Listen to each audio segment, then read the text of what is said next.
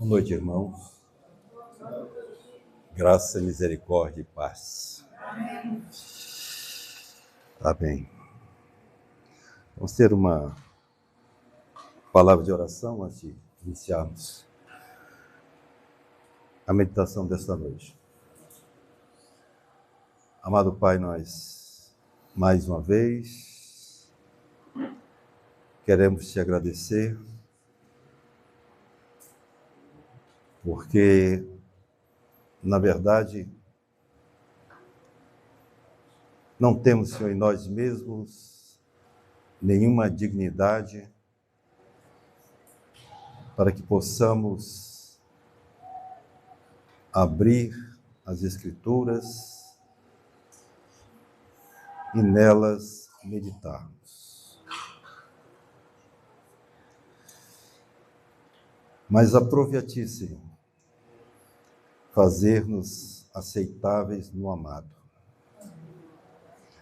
Por isso, tão somente confiado na justiça do Teu Filho Jesus Cristo,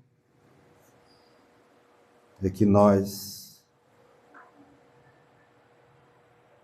com confiança, abrimos a palavra, porque cremos, Senhor, que ela é o tesouro, é o único tesouro. Ela é o tesouro de maior valor. Porque por ela, Senhor, nós podemos Te conhecer, podemos conhecer o Teu Filho, Jesus Cristo, e aquilo, Senhor, que através dele nos beneficiou. Nós te pedimos, no nome dele, que Tu, esta noite, possas usar a Tua palavra para trazer transformação. Trazer, Senhor, convicção daquilo que nós temos no amado. Fala comigo, fala com os meus irmãos, é o que nós te pedimos. Em nome do Teu Filho Jesus Cristo. Amém. Graças a Deus. Bom, queridos, nós estávamos ministrando pelas manhãs sobre os fundamentos da fé,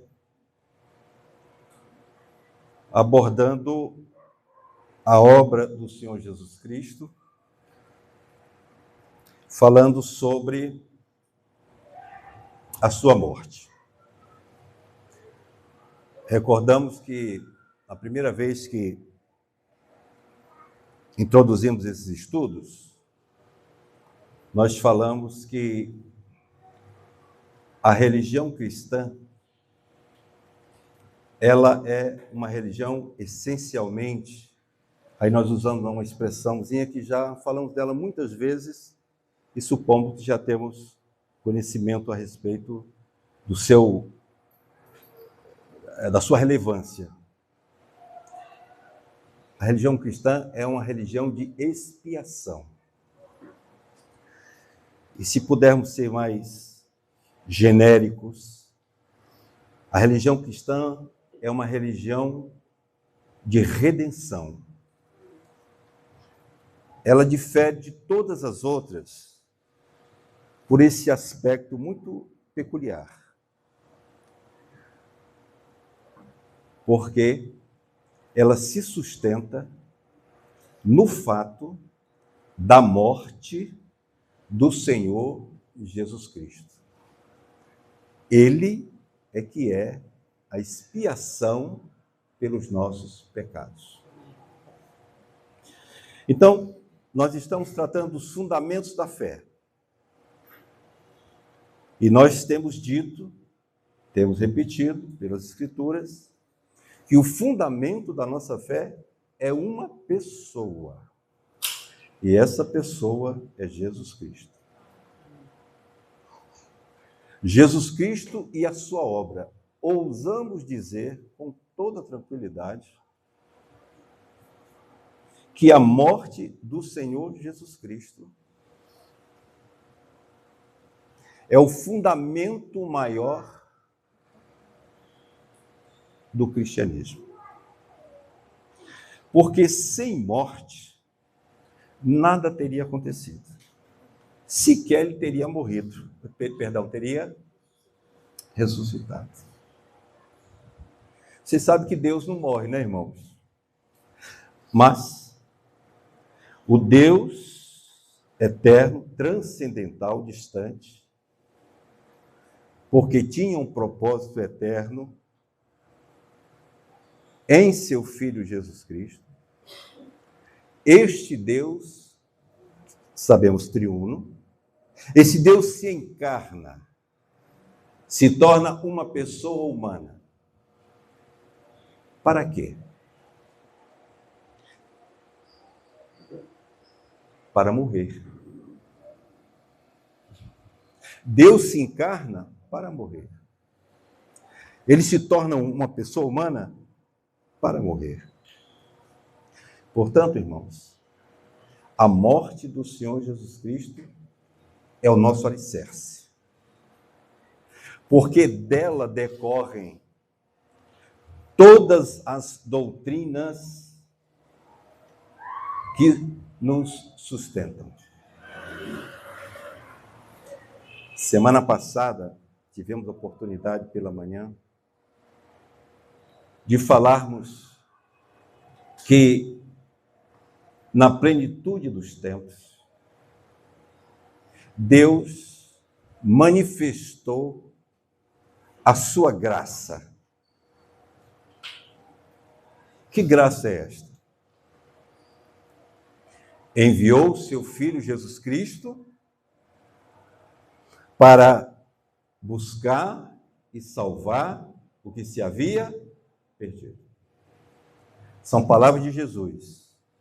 Eu vim para buscar e salvar os que se haviam perdido. E sabe quem se havia perdido, irmãos? Todos nós. Todos nós estávamos perdidos. Sem Deus, separados da sua glória.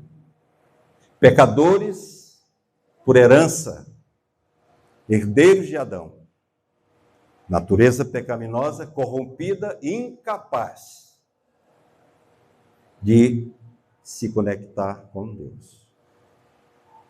Mas, na plenitude dos tempos, Deus enviou o seu Filho Jesus Cristo para quê, irmãos? Para nos proporcionar uma plena e poderosa salvação. Amém?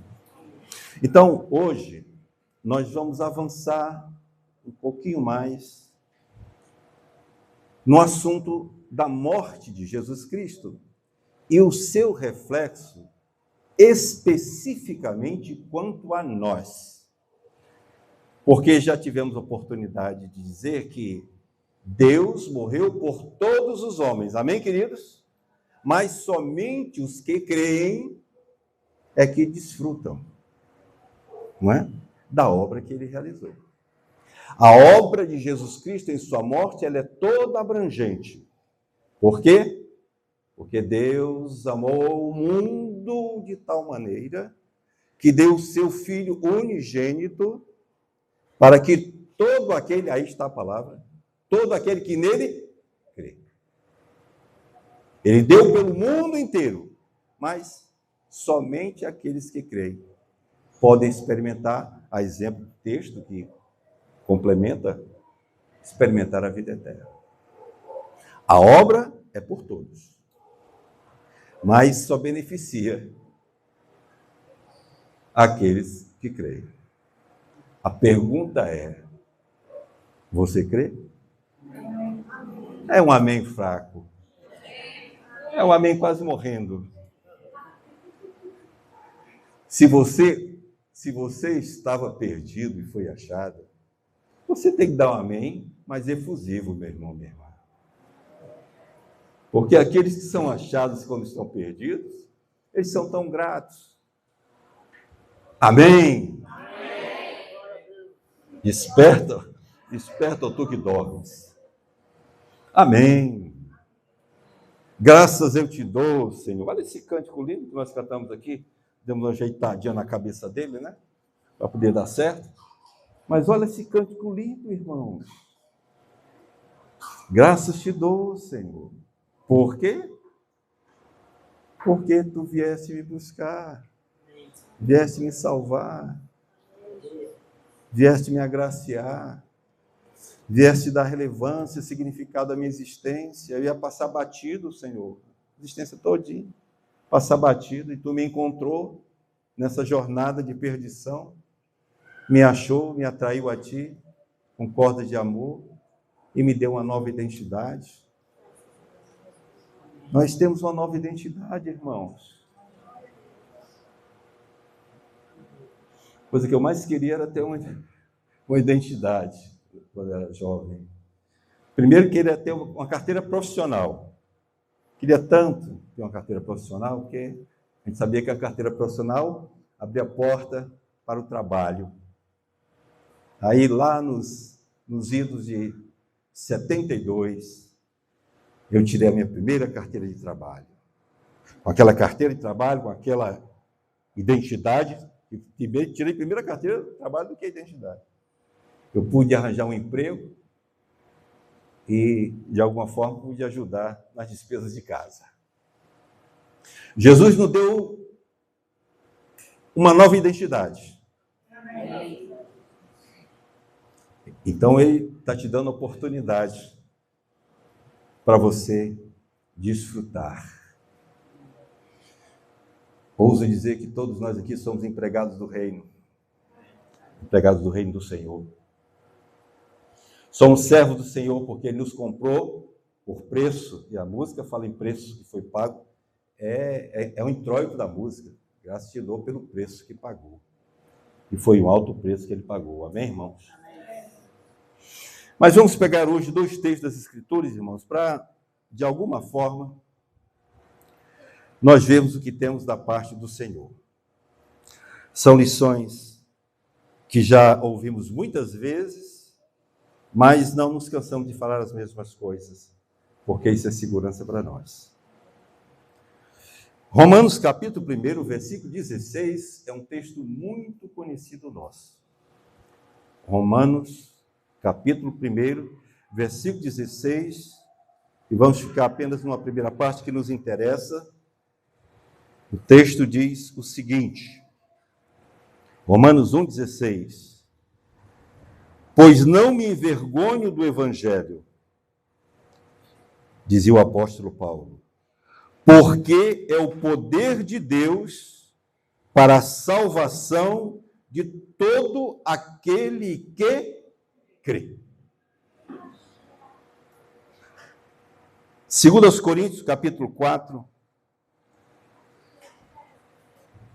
2 Coríntios, capítulo 4, versos 3 e 4.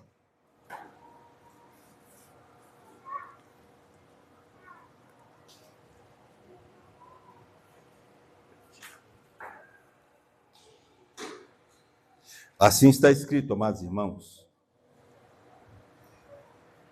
Mas, se o nosso evangelho ainda está encoberto, o que significa isso? Evangelho encoberto significa que ele é desconhecido ou a respeito dele não se tem uma revelação. Se o nosso evangelho ainda está encoberto,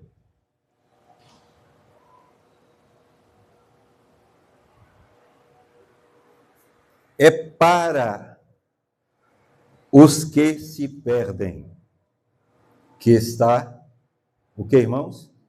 Encoberto. Nos quais o Deus deste século, Deus com D minúsculo, está vendo aí? O Deus deste século cegou o entendimento dos incrédulos, para que lhes não resplandeça a luz do evangelho da glória de Cristo, o qual é a imagem de Deus. Então, amados irmãos, vamos pegar esses dois trechos das Escrituras, tanto em Romanos como em 2 aos Coríntios. De que tratam esses textos? Então, nós podemos aqui eleger três fatos que estão contidos nestes textos que lemos. O primeiro deles fala de poder, dizendo que o Evangelho é o poder de Deus. O nosso Deus não é o Todo-Poderoso? Não é? Ele não é onipotente, é isso? Veja bem o que ele está dizendo aqui, irmãos, para nós entendermos a dimensão daquilo que nós temos da parte de Deus. Ele está dizendo que o Evangelho é o poder de Deus. Segundo, este Evangelho, que é o poder de Deus, sabemos, para a salvação. Este Evangelho, ele ainda é desconhecido por muitas pessoas. E temos mais. O desconhecimento a respeito do poder do Evangelho tem reflexos seríssimos. O desconhecer o Evangelho tem reflexos muito sérios. Porque ele diz que, não sendo conhecido, vai resultar em perdição.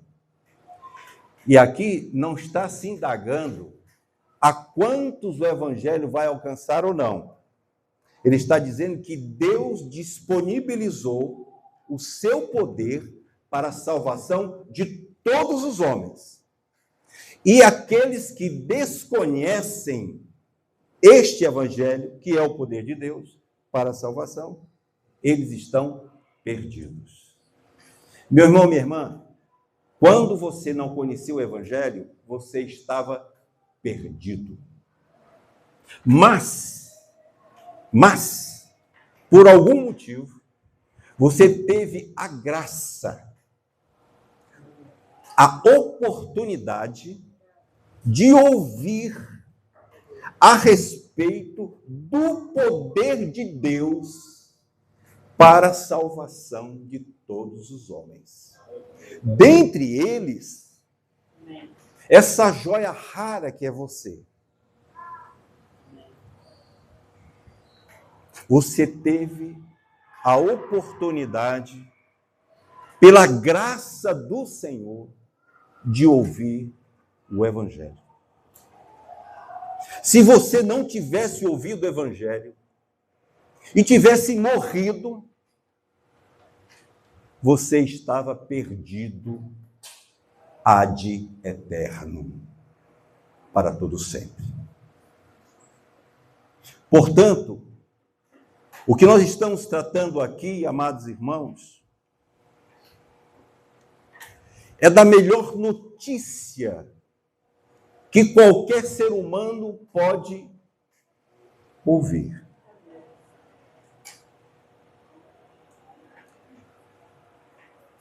O Evangelho, que é o poder de Deus para te salvar. Nós temos que valorizar, meu irmão, esta notícia. Nós nunca mais devemos nos esquecer desta notícia. Tem notícias que marcam a vida da gente, não é verdade, irmãos? Quantos de nós não tem experiência de ter ouvido uma determinada tal qual notícia que aquilo marcou a sua vida? Ou para o bem, ou para o mal. Mas aqui, meus irmãos e minhas irmãs, aqui a notícia é para o bem. E a melhor notícia que você poderia ter ouvido é a respeito do poder de Deus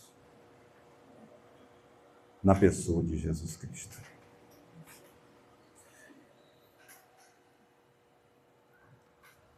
É lamentável, amados irmãos, que este evangelho simples não tem sido alvo, objeto das nossas preocupações. Meu irmão, minha irmã, você pode conhecer tudo a respeito da religião cristã. Mas se você não tiver a experiência com este evangelho que salva,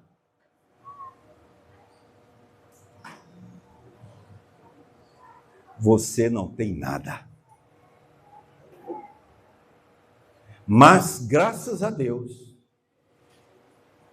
porque nós tivemos a oportunidade de ouvir o Evangelho. O Evangelho que é o poder de Deus para a salvação de todo aquele que crê. Por isso eu pergunto, você crê? Amém. Há um diagnóstico na palavra que todos nós estávamos separados de Deus, todos nós estávamos condenados, e Deus se manifesta.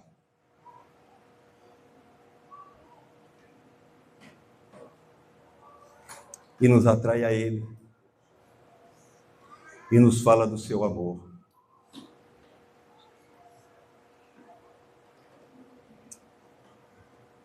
Amados irmãos, o apóstolo Paulo, nessa carta aos Romanos, ele diz que ele se sente devedor. Ele se sente devedor. Porque para Paulo, amados irmãos, tanto judeus como gentios, todos estão perdidos. Os irmãos de Roma já tinham ouvido a respeito do Evangelho. Mas Paulo ainda queria falar mais a eles a respeito deste Evangelho. Você conhece a carta aos Romanos? É o 5º Evangelho, onde ele destrincha toda a obra todos os pecados destituídos estão da glória de Deus. E pelo sangue de Jesus Cristo, eles são perdoados. Pela fé em Jesus Cristo, eles são justificados. Paulo vai destrinchar nesse evangelho, nesta carta, o evangelho de um modo mais eficaz. Por isso ele introduz a carta no versículo 16, dizendo: eu não me envergonho do evangelho. Por quê? Porque é o único meio através do qual o homem pode ser salvo. Então, meu irmão, minha irmã, você tem a seu favor, você tem um plus. É que você teve o privilégio de ouvir o evangelho da sua salvação. Pode dormir em paz. Pode dormir em paz. Se você crê, porque diz que é salvação para todo aquele que crê, se você crê, você descansa. O ímpio, diz a palavra de Deus, e nós temos até aquela classificação, ímpios, justos e pecadores, né? Lembra? Nós fizemos uma separação apenas para efeito didático. Ele diz que o ímpio, ele não tem paz. E eu posso dizer, o injusto também não tem paz. Nenhum pecador tem paz. Mas Jesus deixou a paz para mim e para você. Deixa-vos a paz. Que paz é essa, irmãos? É o evangelho da paz. Para, por fim, nós podermos descansar, sossegar. À noite, deitar colocar nossa cabeça no travesseiro e poder dizer: o que, irmãos? Em paz, me deito e logo pego no sono. Por quê? Porque só tu, Senhor, me fazes repousar seguro. O Senhor não está colocando ali anjos armados com espada para te defender, não. A segurança é porque você dormiu e dorme todos os dias sabendo que você tem um Salvador. Sabendo que um dia você vai bater as botas, vai passar dessa para outra, mas você vai partir em paz. Por quê? Porque o Evangelho de Deus é o poder de Deus. O Evangelho é o poder de Deus para a salvação de todo aquele que crê. Tanto do judeu religioso, quanto do grego. E eu poderia dizer, também dos gentios. Então, amados irmãos, este Evangelho que é o poder de Deus. Na segunda carta aos Coríntios é dito que este Evangelho ainda está encoberto. A dizer, ele ainda não tem revelação, ainda é desconhecido por algumas pessoas. Ele está encoberto. E ele diz que, estando encoberto, não chegando ao conhecimento daquela pessoa, isso vai resultar em perdição. Em perdição. Mas nós sabemos, pelo texto das Escrituras, quem é que se opõe a que este Evangelho chegue ao conhecimento de todas as gentes. Quem é que age, quem é que opera, que força é essa que tenta obstacularizar o conhecimento do Evangelho? A palavra de Deus diz que é o Deus deste século. Ora, interessante. Existe um Deus desse século. E o Deus desse século, você sabe quem é. Quem é o príncipe desse século, irmãos? Satanás. Ele é o príncipe desse século. Ele criou um sistema que nós chamamos o sistema do mundo para enredar as pessoas. Você sabe o que é enredar, né? Enredar é pegar uma rede e jogar, aí você enreda. Enredar é isso, irmãos. Nesse sentido, não é fuxicar, não. Né? Enredar é pegar uma rede e jogar. E quando você joga uma rede, você pega uma opção de piaba, né? Assim, as bichinhas pulam para um lado, pula para o outro, pula para o lado. No final, não escapa nenhuma, tudo preso. O príncipe deste século, Satanás, ele é o agente que montou um sistema neste mundo para que o Evangelho da graça do Senhor não chegue ao coração dos homens. Você vê que as pessoas até se acomodam bem, se ajustam bem a certas religiões, têm certas frequências em religiões, convivem bem, passam a vida toda naquilo, mas o Evangelho, por vezes que se ouve, é o Evangelho segundo Mateus. Abra aí o Evangelho segundo Mateus, o Evangelho segundo Marcos, o Evangelho segundo... Mas o Evangelho não é isso, irmãos. O Evangelho não é uma leitura. O Evangelho é um poder. E ele age insidiosamente, tramando, urdindo, preparando um sistema todo para que você não tenha conhecimento desta notícia.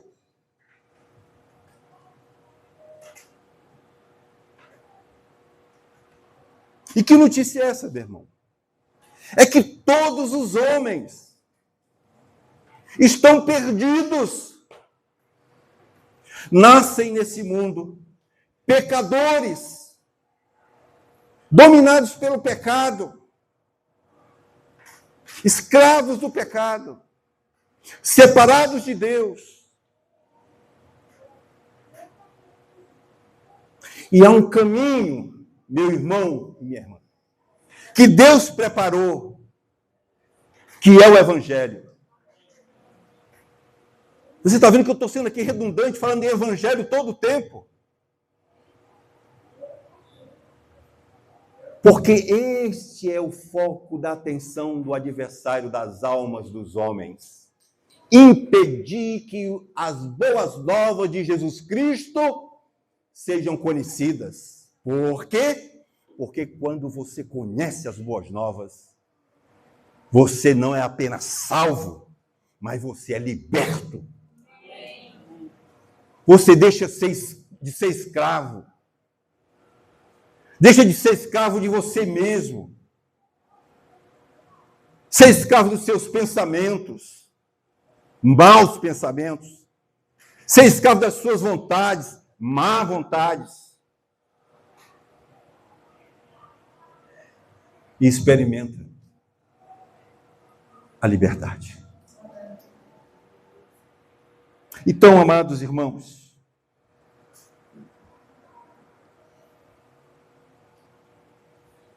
o sistema satânico que aí está é o sistema deste mundo. E eu vou dizer aqui uma coisa de ordem bem prática.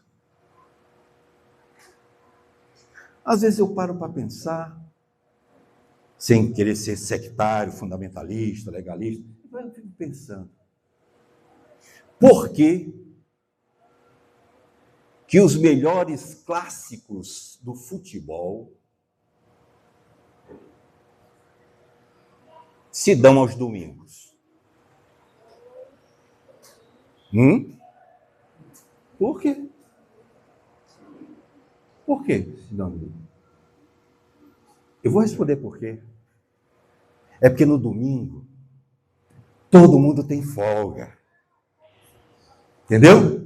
Domingo todo mundo tem folga. Está todo mundo folgado. Aí todo mundo pode ir ao futebol. Todo mundo pode ir ao Castelão. Domingo. Mas você parou para pensar que há nisso uma concorrência com o domingo do Senhor? Você já parou para pensar nisso? Eu já sei disso. Sim, mas medite sobre isso. Porque isso é apenas um extrato, é apenas um exemplo. Eu estou dando só um exemplo.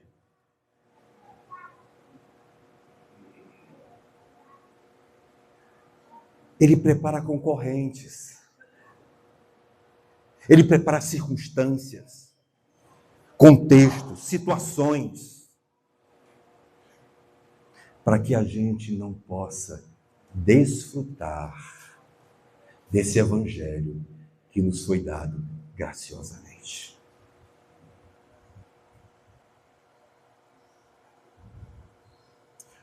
O povo estava lá no Egito, estava preso no Egito. Preso no Egito? Sim, preso no Egito. Aí Deus disse, vai lá e libera o meu. Por quê? Porque pesei-lhes as dores, vi os seus sofrimentos, e havia uma promessa. E disse, Moisés, vai lá e diz que é para libertar o meu povo. Aí Moisés vai. Quanta resistência, irmãos. Você conhece o texto das Escrituras, hein? Quanta resistência para liberar aquele povo. Mas sabe qual é a vontade de Deus, meu irmão? Ao fim e ao cabo, é que não fique uma unha sequer.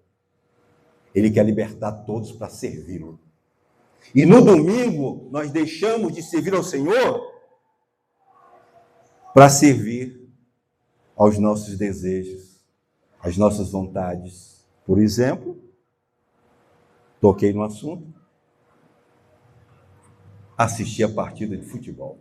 Eu disse para vocês, tive a oportunidade de falar para vocês, que eu fui um torcedor doente, olha aí a expressão essa, doente, que é uma doença, doente do Vasco da Gama. Eu era apaixonado pelo Vasco da Gama. Eu ia para o Maracanã, irmãos, com uma toalha nas mãos. Levava uma toalha. Por que eu levava uma toalha? É porque as minhas mãos suavam em cada lance daquele, suavam tanto que eu tinha medo de morrer, ter um ataque, um piripaque, um ataque cardíaco, sofrendo por aquilo ali. E a toalha vinha por aqui e tudo mais. E quando fazia gol, me jogava em cima do peso. Sabe que gente nova é responsável, né? Aí se jogava em cima dos outros. Olha, era uma farda naquele negócio. Jogava por cima, a turma devolvia. Aquela coisa. Sabe o que é aquilo? Paixão. Mas eu descobri, meu irmão, minha irmã, depois de muito tempo, que aquilo ali era um concorrente para que eu pudesse desfrutar mais plenamente da graça que há na pessoa de Jesus Cristo. Às vezes, irmãos, a gente ouve até as mensagens gravadas, mas não perde o ao vivo do futebol. Mas a palavra de Deus está dizendo que o Evangelho é o poder de Deus para a salvação de todo aquele que crê. E que o Evangelho ainda está oculto a muitas pessoas, desconhecido de muitas pessoas. Por quê? Porque há uma gente trabalhando para que a luz do Evangelho, da glória de Jesus Cristo, não lhe chegue ao conhecimento. Ele está trabalhando. Graças a Deus pelo Senhor que abriu os nossos olhos, irmãos, para nós entendermos o que nós temos da parte de Deus. Este Evangelho, meu irmão, ele é posto para suprir a maior necessidade de todos os homens.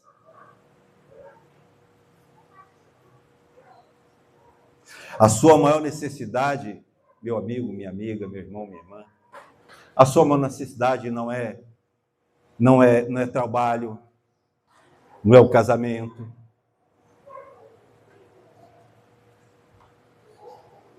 não é ter um carrinho.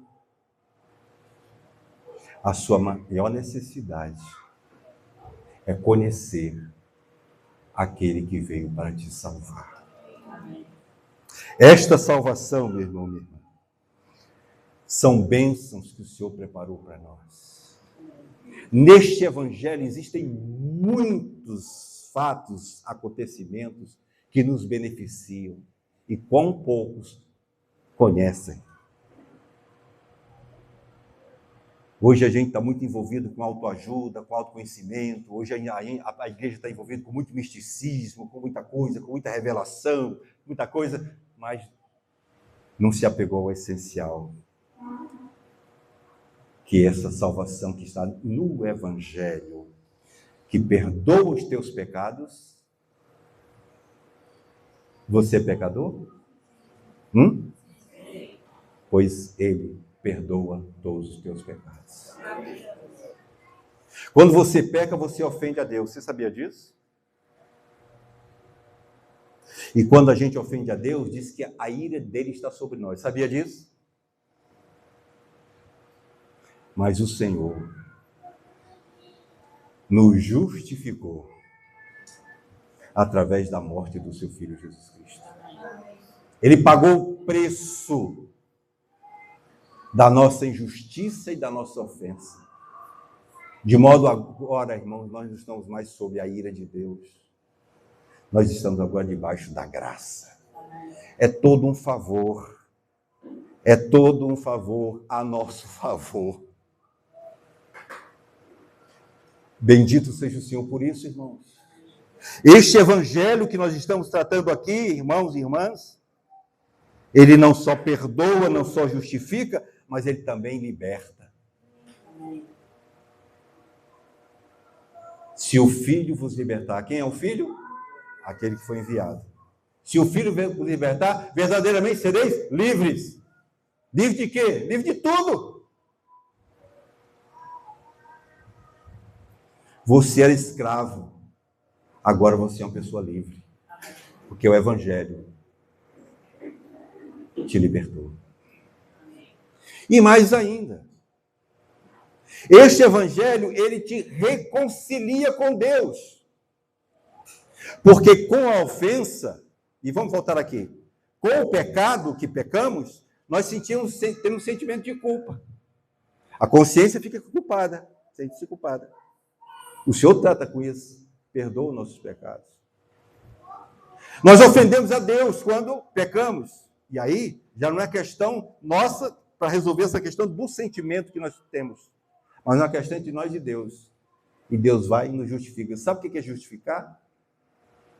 Você sabe o que significa justificar? Justificar é dizer que agora você está certo com Deus. Tu acredita nisso? Antes tu estava errado com Deus. Agora tu está certo com Deus. Justificar é isso. Você está certo com Deus. Antes eu andava errado. Mas agora eu estou certo com Deus. Está tudo certo aí com você, Cabelo? Tudo certinho. E o Senhor nos reconcilia. Havia, irmãos, uma inimizade entre nós e Deus.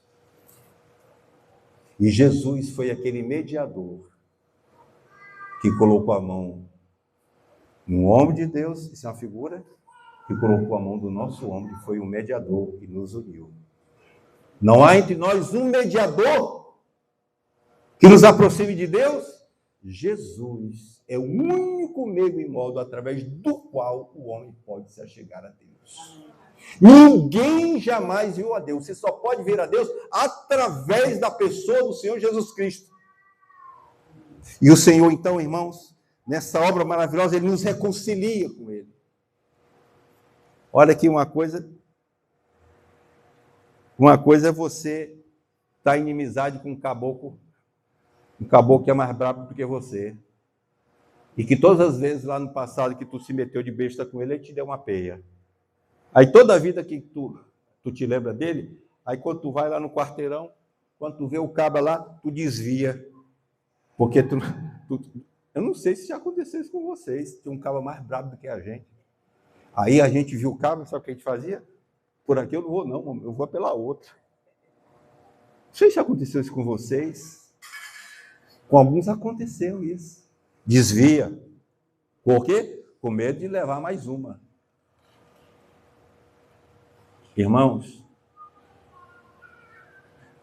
imagina você ser inimigo de Deus.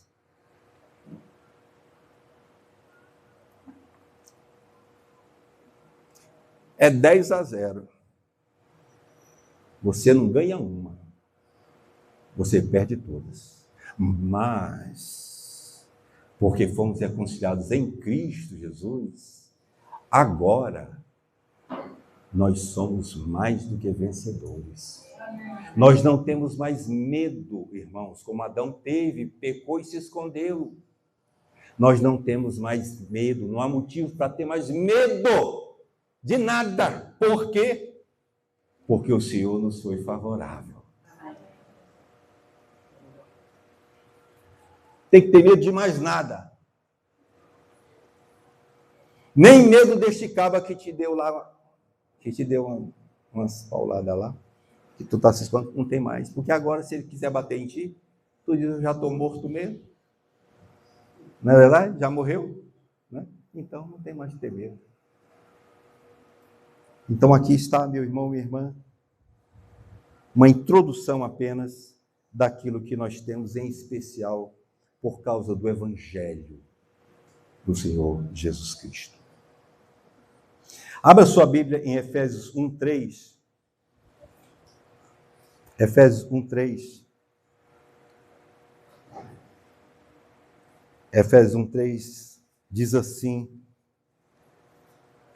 Bendito o Deus e Pai de nosso Senhor Jesus Cristo, que nos abençoou com toda sorte de bênçãos espirituais nas regiões celestiais em Cristo. Irmãos, Deus já nos abençoou com toda sorte de bênçãos espirituais. Não são bênçãos materiais, irmãos, são bênçãos espirituais. Por quê? Porque o Senhor tratou com aqueles que eram os nossos inimigos. Aqueles que eram mais fortes do que nós. Ele tratou com todos eles. Então, amados irmãos, vamos ver, no que diz respeito a nós que cremos, para que nós nos apropriemos cada vez mais, quais são as bênçãos que o Senhor nos concedeu no amado. Quais são os benefícios da morte de Cristo para você que crê? Você crê?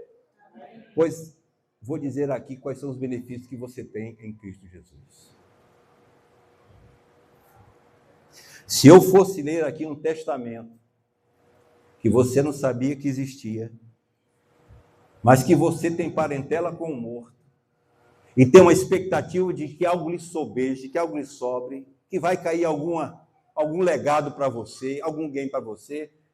Quando o testador começar a ler o testamento, a primeira coisa que você faz, sabe o que é? Abrir bem os seus ouvidos para saber a parte que vai lhe caber. Porque você está ouvindo a notícia, vai abrir o testamento e ali são muitos bens que vão ser distribuídos. Aí você diz, será que sobrou algum para mim? Mas você só pode saber se você estiver com os ouvidos bem atentos. Estiver atento para ouvir o que sobrou para você. Irmãos,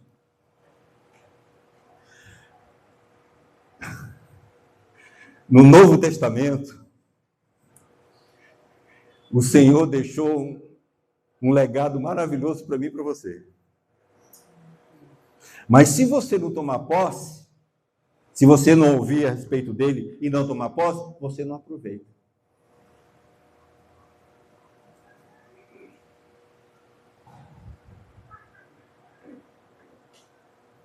Eu vou dizer para vocês qual é a bênção que nós temos em Cristo Jesus por sua morte.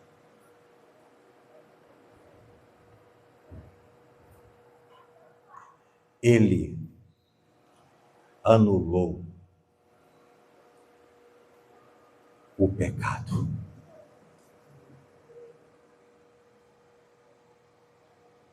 O pecado entrou por Adão, amém? E todos se tornaram pecadores. O pecado é uma lei, é uma norma, é uma força, é um agente que opera eficazmente no nosso corpo mortal. O pecado, uma lei que nos obriga a transgredir a lei de Deus, que nos obriga a ofender a Deus, que nos obriga a renunciar às coisas de Deus. O pecado. Então, olha a notícia boa que eu tenho para você. É que além dos seus pecados que você cometeu, todos eles terem sido perdoados. Você cometeu algum pecadão aí no passado da sua vida? Cometeu? Tudo perdoado. O Senhor disse que dos seus pecados eu não me lembrarei mais, não queira nem você lembrar.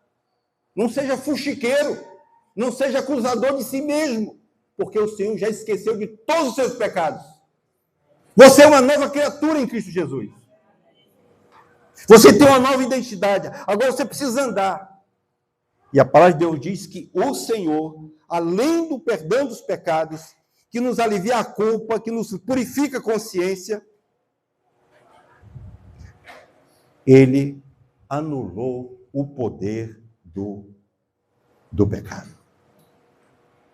Você, meu irmão, minha irmã, tem vitória sobre a lei do pecado. Você não é mais obrigado a pecar. Você peca. Percebe aí? Você peca. Mas você não é obrigado a pecar. Por quê? Porque o Senhor anulou a lei do pecado. Agora, uma outra força cogente, obrigatória, que atua em você, que é a lei do Espírito. E se você andar no Espírito, pensa você, porque tem nego que anda 100% na carne todo dia, não é assim? Habituou-se, acostumou-se, já sabe como é o negócio. Não precisa ensinar nada a ele, já sabe fazer. Errado, malvado, tudo errado. Mas agora, em Cristo Jesus, no Evangelho, há uma outra lei.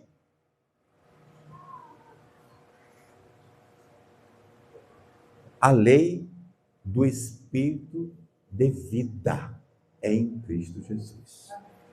E esse Espírito, ele produz algo em nós, irmãos. Assim como o pecado é o fabricante, é o especialista em preparar pecados, para que nós pequemos, o Espírito Santo é especialista em nos preparar para andar segundo a vontade de Deus. É isso que nós temos de vitória. É uma bênção porque o Senhor anulou a lei do pecado. Você sabe da lei da gravidade, não é? A gente sempre cita isso, porque é o melhor exemplo que a gente tem é esse. Na Idade Média, havia uma pessoa chamada Hans Babinger. Esse Hans Babinger, ele tinha um desejo de voar na Idade Média. Tinha desejo de voar. Aí começou a preparar uma asa de um jeito, ou era de pano, com as armações e tudo mais, e chegava, saía correndo com aquela asa e corria, e pum, se esborrachava no chão. Aí um dia, ele fez um material melhor e disse, não, eu posso agora ir para um penhascozinho mais alto. E saiu correndo com aquelas asas, saiu correndo, e correu, e pegou, e até pegou um certo voo, mas daqui a pouquinho, parecia desenho animado, caiu no chão. Por quê, meu irmão, minha irmã? Porque a lei da gravidade impedia Hans Babinger de voar. Mas ele disse, os pássaros voam. Se arrebentou tudo, Hans Babinger. Nada pode ser feito contra uma lei que é mais poderosa do que a sua vontade de fazer alguma coisa. Você tem vontade de dar voos altos, mas não consegue. Sabe por quê? Porque a lei do pecado te impede de fazer isso. Mas em Cristo Jesus, há uma lei superior, e aí eu faço analogia com a lei da gravidade. Vamos pensar assim, a lei da gravidade, que é chamada lei da aerodinâmica. Que lei é essa? É uma lei que faz com que você, mais pesado do que o ar, pensa no avião do Trump, aquele bichão grandão lá do Trump. Meu irmão, minha irmã, aquele negócio, meu irmão, aquilo ali vai com um batalhão de gente ali, de agente ali, é muita gente, é muita carga, é muito peso, é muita coisa, além do peso o peso daquelas rodas, aquilo é muito pesado, irmão. Aquele troço vai para a cabeceira de uma pista, irmãos. Aquele negócio grandão lá, aquilo é grande. Ele vai para a mesma pista, aquilo sai correndo, aquilo pega uma velocidade, sabe o que acontece, irmão? Aquilo sobe. Se Hans Babinger estivesse vivo hoje, ele ia poder dizer, é verdade, o homem pode voar. Apenas não era o tempo dele voar. Mas, meu irmão, para mim e para você, é tempo de nós voarmos. Porque na plenitude dos tempos, no final dos tempos, Deus enviou o seu Filho Jesus Cristo para que você possa voar. Você possa passar por cima das circunstâncias, meu irmão, minha irmã, porque você foi transportado para as regiões celestiais. Você não é mais agora influenciado por essas coisas deste mundo, você agora está em cima. Isso é uma bênção espiritual. A lei do pecado não tem mais domínio sobre você. Porque o pecado não terá mais domínio sobre vós. Romanos 6, 22 e 23, não sei se é 22 ou 23. 6, 22 ou 23, não sei, diz assim.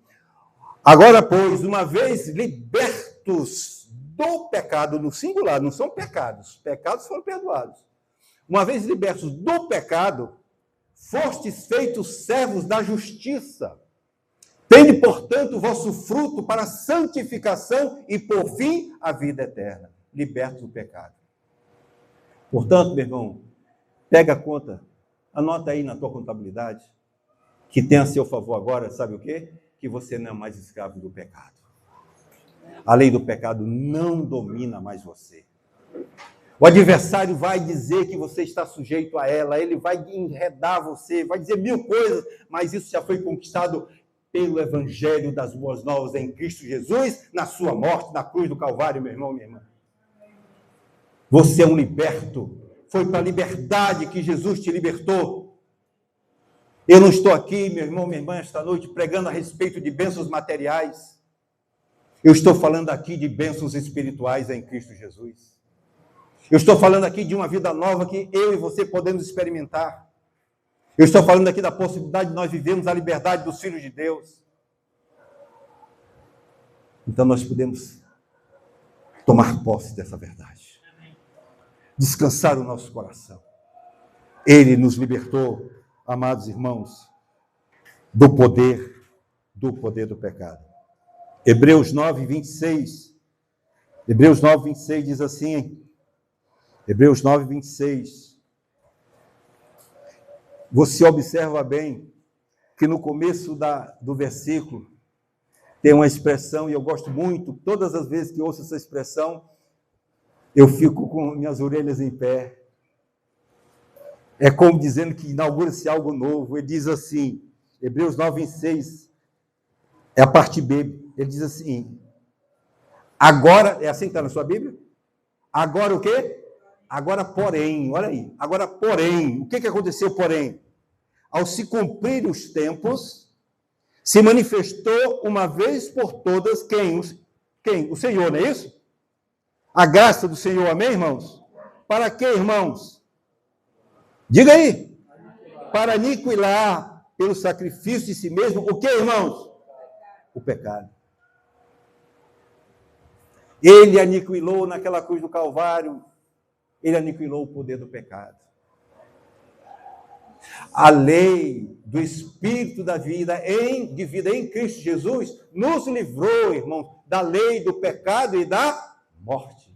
A alma que pecar, esta morrerá. A lei do Espírito da vida em Cristo Jesus nos livrou da lei do pecado e da morte.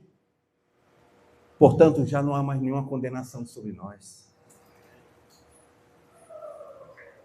A lei do Espírito, meu irmão, minha irmã, ela é mais poderosa do que a lei do pecado. E o Senhor fez mais do que isso, amados irmãos. E aqui eu peço a atenção dos amados, dos queridos. O Senhor nos libertou da maldição da lei. Você conhece os mandamentos do Senhor, da palavra do Senhor? São as normas do Senhor para a vida do homem. Mas esta lei de Deus, que, dizia o apóstolo Paulo, que era para ser para a vida, ela se transformou em morte. E porque se transformou em morte, ela se tornou uma maldição. Não que a vontade de Deus expressa na sua lei, nas suas normas, seja uma maldição. É pelo fato de que, por não cumprirmos a lei, ela se torna uma maldição. Porque ela traz condenação sobre todos os homens. E a palavra de Deus nos diz, amados irmãos, que o Senhor nos libertou da maldição da lei. Gálatas 3,10 diz o seguinte, Gálatas 3,10. Todos quantos, pois, são das obras da lei, estão debaixo de maldição.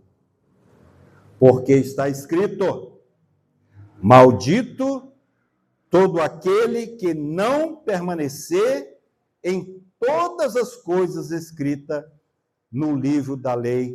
Para o que, irmãos? Para praticá-las. Portanto, amados irmãos, aqui está um diagnóstico terrível. Todo aquele que não cumpre todas as normas, ele está sob maldição. A pergunta é, quem é que cumpre todas as normas?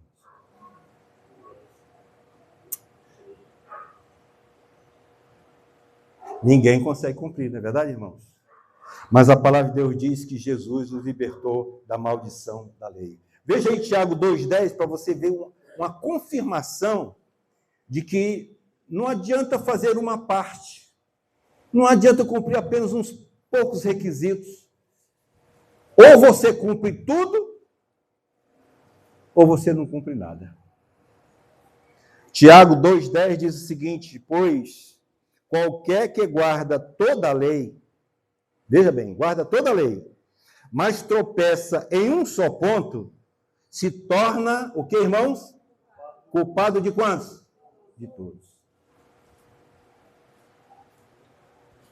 A gente protesta na vida civil aqui de que alguém comete um delito que não se impute a ele além daquele delito que ele cometeu, porque ele só cometeu aquele delito. Né? Você não pode estender outros delitos, incluir na ficha do camarada coisa que ele não praticou. Mas aqui há uma unicidade na lei, uma coisa tão terrível, irmãos, que se você errar um ponto, vamos supor, você transgride um ponto, ele vai e coloca na tua ficha corrida como se tivesse todos os pontos que você estivesse devendo. Olha que, por isso que é uma maldição. Essa coisa é tão interessante, essa unicidade da lei, porque Deus é o único, amém, irmãos? A vontade dele é uma só. Se você transgredir um ponto, por menor que seja o ponto da lei, você transgrediu toda a lei. Olha que coisa rigorosa é essa. Mas a palavra de Deus diz que Jesus nos libertou da maldição da lei. Aí eu vou lembrar do jovem rico. Você lembra do jovem rico? O que aquele jovem rico fez? Chegou para Jesus e disse: Bom mestre, o que devo fazer para herdar a vida eterna? Nós já sabemos que Deus amou o mundo de tal maneira que deu seu Filho unigênito para que todo aquele que nele crê não pereça, mas tenha a vida eterna. É crer em Jesus. Mas aí o rapazinho aqui chegou e disse: Bom mestre, o que devo fazer para herdar a vida eterna? Aí Jesus perguntou assim: por que me chama de bom? Começou logo quebrando. Por que me chama de bom? Só é um que é Deus. Mas aí Jesus faz uma provocação àquele jovem. O que devo fazer? Ah, Jesus faz o seguinte: cumpre os mandamentos. Aí nominou alguns mandamentos. Honrar pai, honrar mãe. Aí ele disse assim: ah, Senhor, mas isso desde a minha infância eu cumpro. Olha que cabra esforçado. Desde a sua infância ele cumpria aquilo ali. Desde rapazinho, jovenzinho, cumpria aquilo ali. Aí Jesus estava na... E agora? Jesus disse: e agora o que eu faço? O rapaz cumpre tudo. O que eu vou fazer? Aí Jesus chegou para ele e foi falar para ele o que é a lei. Ele disse para ele o seguinte: muito bem, fazes muito bem, mas faz o seguinte: pega agora, vende tudo que tu tens, dá aos pobres, e ainda disse mais: e segue-me. Aí o coração dele se revelou. Dar tudo que eu tenho aos pobres e depois seguir? A avareza estava no coração dele, né, irmãos? Meu irmão, nesses dois mandamentos que Jesus... Mandamentos são ordens, é isso? Nessas duas ordens de Jesus estão incluídos os dois principais mandamentos. Amar a Deus acima de todas as coisas. E amar ao próximo como a ti mesmo. Aquele jovem viu que era impossível herdar a vida eterna, em outras palavras, ser justificado para herdar a vida eterna através das obras da lei. Por quê? Porque ninguém consegue cumprir a lei. Todos os mandamentos de Deus se resumem em dois apenas, irmãos: amar a Deus e ao próximo como a ti mesmo. Toda aquela maldição da lei se resume em dois mandamentos: amar a Deus e ao próximo. E aquele jovem percebeu uma dura lição, que ele não conseguia responder ao padrão de Deus. Irmãos, A regra dessa unicidade da lei de Deus é como se fosse uma orquestra.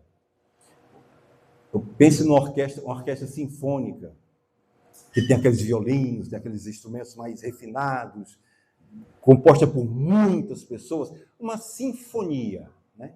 Uma orquestra sinfônica. Você já viu como é que eles tocam?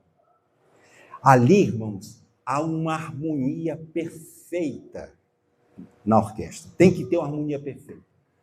Porque se apenas um ponto, por exemplo, se apenas algum lá dos elementos do grupo, da orquestra, se ele tocar no tom errado, se ele tocar uma nota errada, ele prejudica toda a orquestra.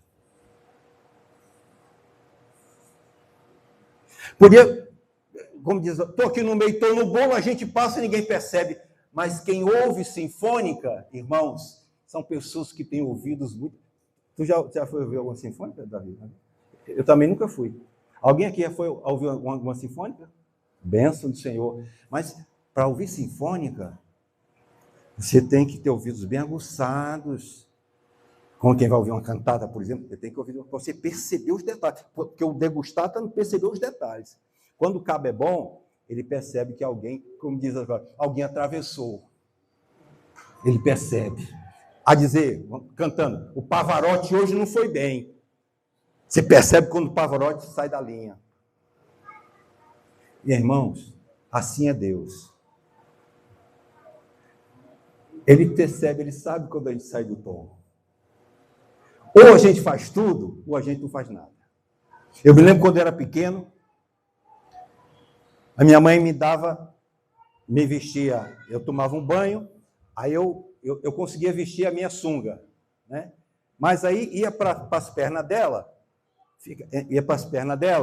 e ficava assim, na perna dela, aí ela pegava o pente, aí me penteava, aí já ensinando, olha, você penteia sempre para o lado de cá, porque tinha um negócio, naquela época tinha uma história de umas expressões meio esquisitas, não, penteia para o lado de cá, tu bota isso aqui para o lado de cá, ajeitava, mostrava como é que era. E aí ela tinha a ousadia de me dar uma camisa para vestir. E ela dizia assim, veste a camisa. Aí eu pegava a camisa e ia colocar a camisa. O que acontecia? Eu colocava um botão no lugar errado. E quando eu colocava um botão no lugar errado, todos os outros botões, amados irmãos, tudo ficava acochambrado. Ficava assim, coisa assim, né? Tudo dobrado. Isso significa dizer que se eu errei num ponto, num botão, eu erro em todas as coisas. A lei, ela é uma maldição, sabe por quê? Porque se você errar num ponto, você errou em todos os pontos. Mas Jesus Cristo, pelo seu sacrifício, por sua graça, nos libertou da maldição da lei. Nós não temos que estar mais olhando para a lei. Não é que a lei não existe, a lei existe. Ela está aí, nem o tio vai sair dela. Mas você não tem que mais olhar para a lei, você tem que olhar para Jesus Cristo. Você não tem que agora estar respondendo às exigências da lei, você agora vai responder a Jesus Cristo. Porque Ele, em nós, cumpre toda a lei. Não estamos mais sobre nenhum tipo de maldição.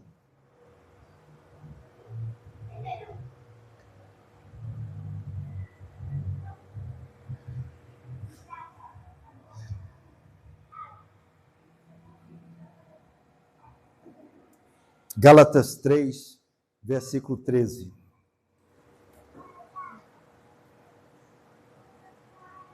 Gálatas 3, versículo 13.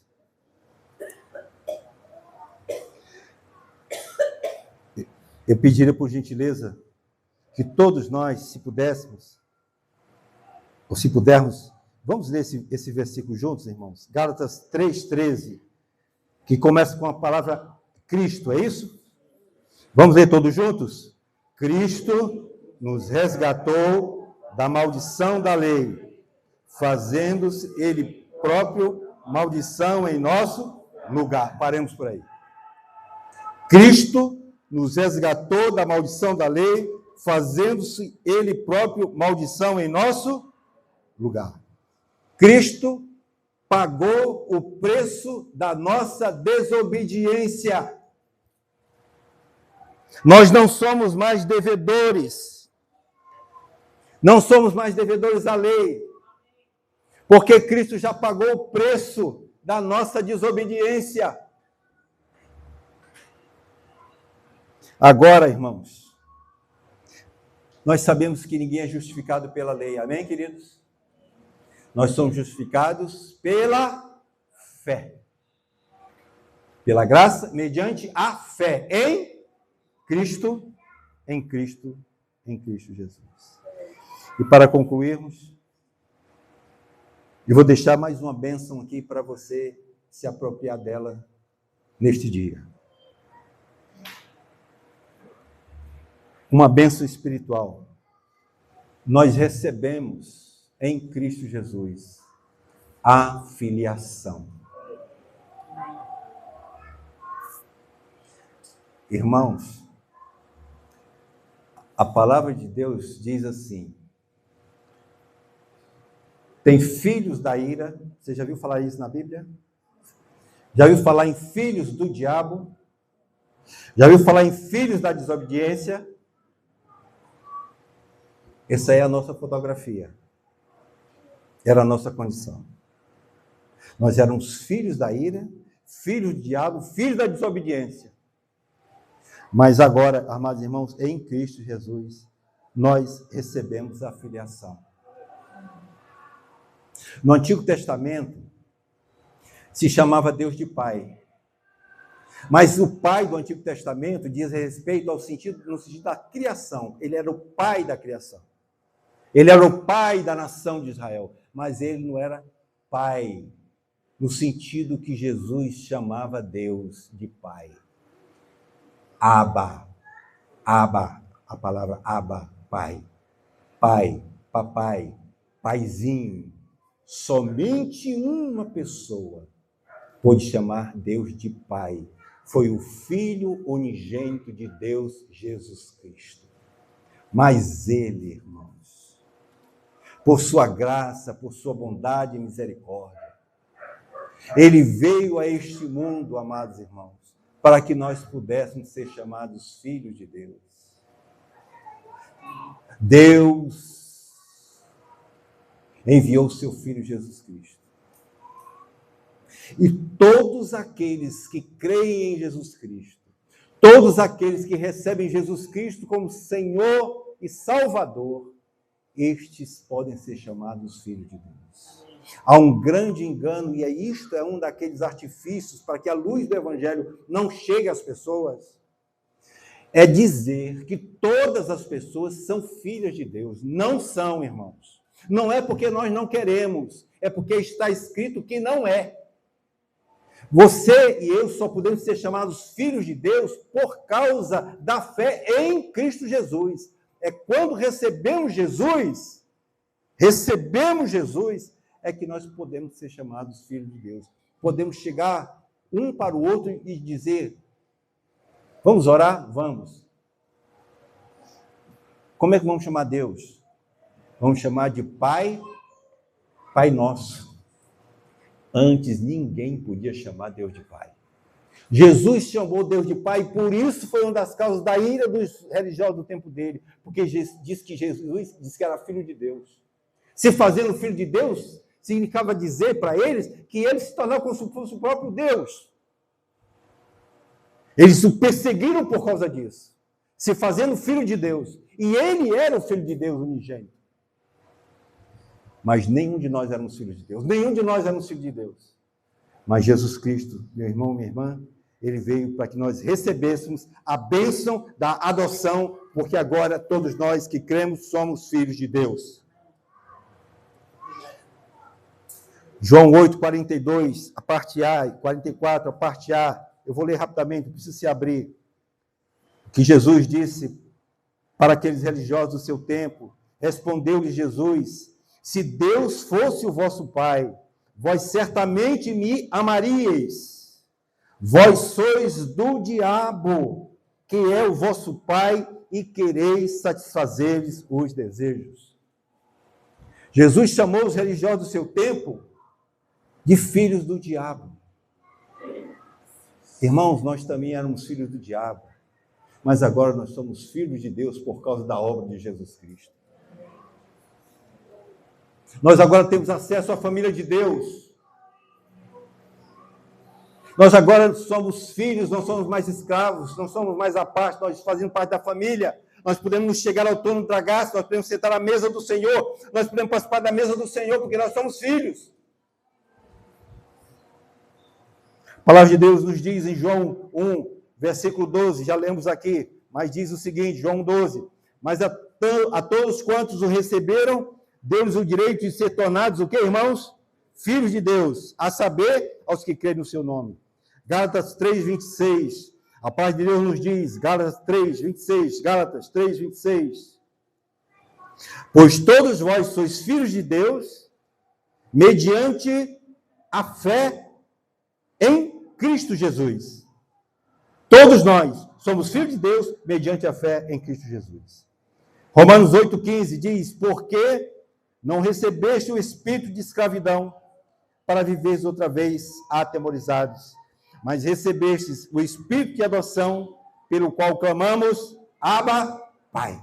Jesus no Getsemane chegou e disse, Abba, Abba, Abba, Pai, Abba, Pai, se puder, passa de mim esse cálice. Ali, Jesus estava revelando intimidade com o Pai e revelando ao mesmo tempo obediência. Abba, Pai, se puder, passa. Se não puder, não passa, mas se puder, passa. Revelando obediência e intimidade com o Pai. Ele chamou Abba. E aqui a palavra de Deus nos diz que nós também, agora, porque recebemos o Espírito de adoção, nós podemos clamar a Deus, chamando de Abba, Pai. Deus é nosso Pai, por causa do Senhor Jesus Cristo. Naquela morte de Jesus, ele fez grandes feitos, amados irmãos, feitos notáveis. Ele simplesmente, dentre eles, nos livrou da lei do pecado, do poder do pecado. Ele nos livrou da maldição da lei e ainda nos fez filhos de Deus. Meu irmão, minha irmã, é muita coisa. É muita coisa. Que o Senhor nos ajude, irmãos, na compreensão dessas verdades, a andarmos na liberdade dos filhos de Deus. Que a nossa vida seja um testemunho de filhos. Porque assim como o Pai é, assim também devem ser os seus filhos. Desejo que os pais têm é que os filhos andem ordenadamente. Da mesma maneira, meu irmão, minha irmã, o que Deus quer dos seus filhos é que eles andem ordenadamente. São filhos de Deus, são testemunhas do Senhor. Onde você vai, você tem uma identidade. Como é o nome do seu pai? Rapaz, o nome do meu papai é Deus. É o Pai de nosso Senhor Jesus Cristo. Você pode dizer isso, meu irmão, minha irmã, com toda a liberdade. Não se envergonhe do Evangelho, porque Paulo não se envergonhava. E o Evangelho é isso, meu irmão. É você ter ousadia de sair por aí, dizer que você não é filho do diabo, que você é um filho de Deus. Você tem a liberdade para andar agora como filho de Deus.